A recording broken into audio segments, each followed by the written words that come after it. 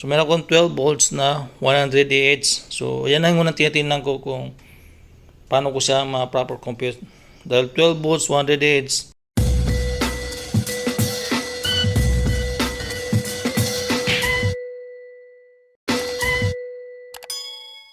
What's up guys? Welcome back to my channel. To this video ay ipapaliwanag ko kung paano ko po nakuha yung mga tamang equipment para makagawa ito ng aparato. Hindi ko sinasabi na 100% na tama yung nabili ko, pero ito ay based on dun sa napag-aralan ko. Sa last video ay sinabi ko na ipapaliwanag ko bakit ganito yung mga breaker, bakit ganito yung mga nagagamit ko equipment. Kasi hindi tayo pwede na porque alam natin yung mga kailangan natin ng solar surge controller, inverter, DC breaker, battery, solar, panel. Okay na yun, ibig sabihin is kahit anong gamitin natin wire or DC breaker is gagana sa. Hindi ganun. Kailangan guys na alam niyo yung tamang gamit, kasi pag di nyo makuha yung tamang gamit, possible na masunugan kayo o masira yung mga equipment na nabili nyo. Pag ano na mangyari, mahirap na masunugan ng bahay or mahirap na masira ng mga gamit kasi ang mamahal naman ito. Hindi man lahat mahal, pero mas the best na ingatan natin yung mga nabili natin. So ang ginawa ko guys ay ang unang tinitingnan ko yung battery na meron ako. So meron akong 12 volts na 100 Ah. So yan ang unang tinitingnan ko kung paano ko siya ma-proper compute. Dahil 12 volts 100 Ah sa rule of thumb according sa mga expert is always times 2. So ibig sabihin, yung last na video pinaliwanag ko na 100 Ah times 2. So kailangan ko ng 200 watts. Pero kung may budget kayo, is better na gumamit kayo ng 300 watts times 3 o times 4. Kung yung battery nyo is heavy use, ibig sabihin, ginagamit nyo talaga, lalo sa umaga, as a main source. Sa akin kasi, para lang ito sa aking network setup, so to, kaya 200 watts lang gagamitin ko. Kaya yun, bumili ako ng 200 watts na solar panel. So, dalawang 100 watts. Siyempre, makibang brand yan, makiba yung specs. Bali, ang sabi sa mga experts sa solar setup, pag 200 watts, ang maganda daw gamitin na setup ay parallel. So sabi ko sa last video, kailangan alam nyo yung Ohm's law, paano siya ginagamit. Kaya dito, kailangan alam nyo para maintindihan yung sinasabi ko. Bakit parallel? Sa parallel kasi, setup is tumataas yung amperes, pero yung voltage ay hindi. Pag mataas ang amperes, is mas bilis siya makapag-charge ng battery.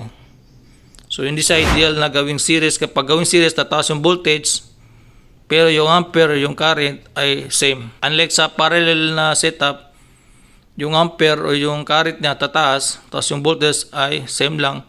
Kasi kailangan natin mataas yung current para mabilis yung pag-charge dito sa ating battery. Mayroon dalawang 100 watts. So ngayon, ang tanong, anong DC breaker na gagamitin galing sa solar panel papunta sa solar charge controller? Dito, titingnan natin yung specs nila. So magkaiba yan. Dito, meron dito specs, Eco Power. So ang una tinitingnan natin yung ICS, yan, short circuit current, ICS. Meron siyang 5.67 amperes. Dito, magtaka kayo, bakit maximum power, yan, current, meron 5.55 ampere. So according sa mga expert, ang titingnan yung ICS. Sabihin short circuit. Ang ibig sabihin nito ay yung maximum na ampere nito. Pag yung positive and negative, lalabas na ampere ay 5.67. Ito naman pag during nag-charge sa battery, susundin natin yung 5.67. Susunutin natin sa kabila. Okay, iba yung specs yan. Hanapin yung ICS, meron 6.11 ampere. Yan. So meron tayo 6.11 ampere plus 5.67. So abot siya sa mga, kung yaw kami, kung tamang computation ko, nasa 6.11, 5.55, 5.67, abot siya ng mga 11 to 12 ampere. Kung tama ba yung computation, kasi nga sa parallel, mag-add dito ng ating current. So nasa 12 amperes. Sa electrical standard procedure, kailangan may plus na 1.25. 1.25 may plus So 1.25, sabihin natin na sa 12 ampere plus 1.5, mayroon tayong 13.5. Assuming lang nasa 12 volts, nasa 12 amperes plus 1.25 ampere, nasa 32.5 amperes. DC breaker na kailangan natin. Ngayon, alam natin yung ampere na kailangan natin. Sabihin natin 13 o 15, 13 o 14 ampere. Kasi wala akong gamit na pang calculate. Basta na-estimate ko lang sa market o sa Shopee, sa Lazada, ang available nakita ko ay 20 amperes. Kaya 20 amperes ginamit ko. Susunod yung ating nagagamitin. So, kailangan, dahil natin yung ampere, yung current na dumadaloy na current. So, kailangan natin gumamit ng wire na pang 20 amperes. Pero sa akin guys, ang ginamit ko ay 30 amperes kasi ito yung nakita ko na available. Itong wire to guys ay 10 American Wire Gauze AWG. Ma-research niyan sa Google yung mga size ng wire. Tapos anong ampere yung kaya na i-handle. Dito makita nyo 20 ito. Tapos ang ginamit ko ng wire pang 30 ampere. Pero okay lang yan kasi sa DC breaker dapat hindi siya bababa yung ampere na gagamit. Alam mo guys, ang ginamit na wire ay nasa 15 ampere yung manipis na wire, tapos ang DC breaker nyo ay 20. Ang mangyari yan, iinit yung wire kasi nga 50 ampere siya, hindi niya may meet yung requirements ng DC breaker. Magtaka lang kayo bakit hindi siya gumana tapos nasunog na yung wire. Kaya ang advice guys, ang gamitin na wire ay exact 20 amperes na wire or mas mataas pa. Kasi nga, pag iinit yung wire na 30 amperes, o ma-detect ng DC breaker na yung dumadaan sa 30 amperes, 20 na, automatic bababa yung breaker. Or pag 20 amperes na wire ang ginamit nyo, ma-detect ng breaker na 20 amperes yung dumadaan dito, minsan makita niya na lumalampas na sa 20 ampere yung, sabihin natin naging 22 o 25 ampere na yung dumadaan sa wire, ma-detect ng breaker na lampas na sa ampere na requirements na kailangan na i-break. Kusa ito mag-break, pababa yung breaker. Maprotekta na yung ating mga ibang device. Kaya punta tayo si breaker. So sa akin guys, ang ginamit ko ay 30 ampere na wire, 10 American Wire Gauze, kung yung nagkamali. So ganoon din sa solar panel, kailangan gamitin na wire for extension ay yung 20 o 30 ampere na wire. So sa pangalawang DC breaker, ang ginamit ko ay 30 amps. Bakit 30 amps? Kasi nga ang surcharge control natin ay 30 amps. So ang kaya na-handle na dadaan sa kanya ay 30 amps. Kaya nilagay ko dito pang 30 amps. So ni-match ko lang siya dito. Kasi itong charge controller, i-charge yung battery. So dadaan prang galing sa charge controller 30 amp. Papasok sa DC breaker na 30 amp, papunta sa battery para i-charge yung battery. Yan. Ginang reason bakit 30 amp kasi ni-match ko lang siya sa charge controller. So ang wire na ginamit ko ay tama-tama nag-match kasi 30 amp yung wire natin. Ngayon dito sa isang DC breaker, from battery to 500 watts. Okay? Bali magtaka bakit 20 amperes. Tutusin pwede na ang 40 o 60. So paano ko nalaman kasi nga 500 watts ay divide natin ng 12 volts. Assume ko lang guys ha. Kasi ang 500 watts ay hindi dapat talaga sa isagat, kailangan 80% lang. Sabi natin 500 watts times 80%, mga nasa 350 o 400 watts yan. Estimate ko lang kasi wala ko calculator. Dapat yung mga appliances o gagamitan nyo dito ay hindi dapat exact 500 watts. Masisira ito, mag-overload. Pero dahil may breaker tayo, baka hindi agad masira ito. Kaya sabi ko, kailangan meron kayong DC breaker, pati yung AC breaker dito. Sa akin, ginamit ko 80 amperes. Bakit? Kasi nga, in the future, bala ko magpalit ng mataas na watts.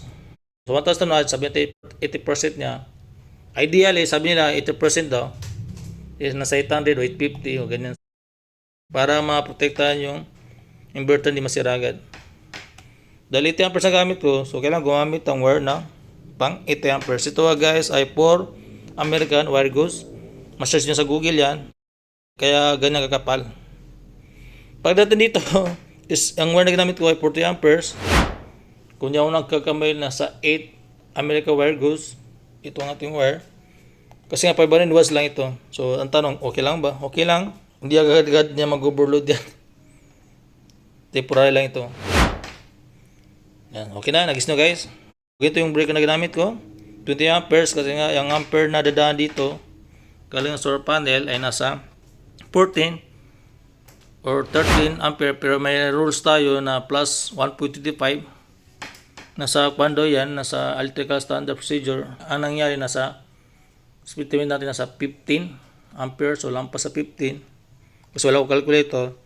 So ang pinamalapit ay 20 available sa market, kaya 20 ginamit ko. Sa wire ay siyempre ang ginamit ko na wire ay pang 30 amp. Pwede rin 20 dito, pero sa akin guys, para makatipid ako or ano yung available sa akin, 30 ampere. So lahat ito 30 ampere yan. So pangalawa, charge control to battery. Ang ginamit ko 30 amp kasi 30 amp yung ating charge control. Kung alam ba charge control niya 60 amp, 60 amp din dapat gamitin nyo dito sa DC breaker. Papunta sa charge control, between charge control pati battery. So sa solar panel, depende sa solar panel gamit nyo. Kaya dito sa breaker, kailangan alam nyo yung exact dito sa solar panel. Dito man, battery to inverter, kailangan alam nyo yung lakas ng inverter nyo para alam nyo yung DC breaker na kailangan nyo. Kung ano yung nilagay nyo dito sa DC breaker na mga ampere na ilagay nyo, dapat ganun din yung wire. Either same yung ampere ng wire or mas lampas yung, mas mataas yung wire kaysa sa DC breaker. Limbawa ito guys, so yung sinabi ko 20 amperes, pwede yung wire na 20 amperes na wire or pwede 30 amperes na wire. Basta importante mas mataas yung ampere ng wire kaysa DC breaker para gumana sa. Hindi pwede na mas mababa yung ampere ng wire, mas mataas yung DC breaker kasi hindi siya gagana. Ngayon napaliwanag ko na sa breaker naman, ingat sa pagbili. Baka mabili natin yung AC breaker instead na DC breaker. So magkaiba yung AC breaker pati DC breaker. Bakit DC breaker yung ginamit ko? Kasi nga battery nga gagamitin para solar. So meron siyang polarity, positive, negative. So DC breaker yan. Pag may positive, negative, DC breaker nga gamitin. Dito naman AC breaker na kasi nga alternate current o AC. So wala ko nalagyan kasi nga for the demo lang. Ito yung ito natin. Kasi na, pagdating sa wire, ganito na guys, pagdating sa mga outlet, kailangan alam nyo yung mga size ng wire. Okay, magalas available sa Google. Thank you for watching.